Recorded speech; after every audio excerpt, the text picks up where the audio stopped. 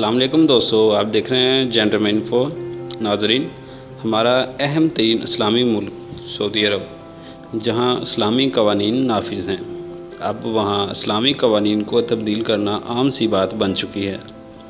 Saudi अरब में नमाज के वक्त अजान होते ही तमाम कारोबार दुकानें 30 मिनट के लिए बंद कर दी जाती थी, जो कि सऊदी अरब का एक तारीख़ी कानून था। अब ये कानून भी तब्दील कर दिया गया है। अब नमाज के वक्त दुकानें खुली रहेंगी।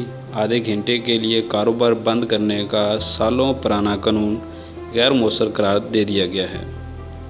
नाजरीन, वीडियो में मज़ीद आगे जाने से पहले अगर हमारे चैनल पर नए हैं तो हमारे चैनल को सब्सक्राइब कर लें, ताकि हर आने वाली खबर आपको टाइम पर मिलती रहे। तफसीलात के मुताबिक सऊदी अरेबिया का तारीख़ी कानून तब्दील कर दिया गया है। अब सऊदी अरब में नमाज के औकात में भी दुकानें खुली रहेंगी और कारोबारी सरगर्मियाँ जारी रखने की इजाज़त दे दी गई है। सऊदी सल्तनत में असलाहत का अमल तेज़ी से जारी है। नए कवानीन के तहत सालों पुराना वो इक़दाम भी गैर मौसर करार दे दिया गया है, जिसके तहत औकात नमाज में तमाम दुकानें और दीगर कारोबारी सरगर्मियाँ कम अज़ कम आधे घंटे के लिए बंद की जाती थी।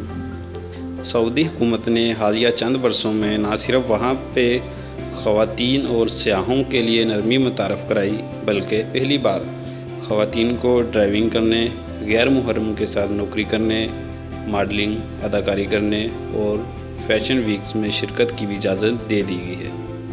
अब सऊदी अरब में ख़वातीन गैर मुहर्रम मर्दों के साथ नौकरियां भी करती हैं और ख़वातीन अदाकारी के शोबे में भी सामने आ रही हैं।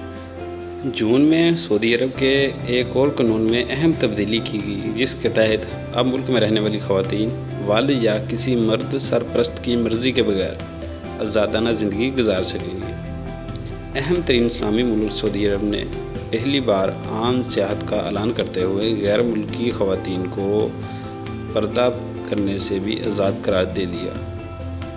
ज़रा सोचिए, हम अपनी इस्लामी इक़्तिदार से दूरी क्यों इख्तियार कर रहे हैं? हम दीन से दूर क्यों जा रहे हैं? बजाय इस्लामी कवानीन नाफज करने के, हम नाफज शुदा इस्लामी कवानीन को भी वापस ले रहे हैं और मगरिब के कवानीन मुतारफ़ करवा रहे हैं, जो हमारी इस्लामी इक़्तिदार का हिस्सा नहीं है। अगर ये कहा जाए कि ये सब कुछ मगरिब की ईमा पर हो रहा है, तो ये कहना गलत नहीं होगा।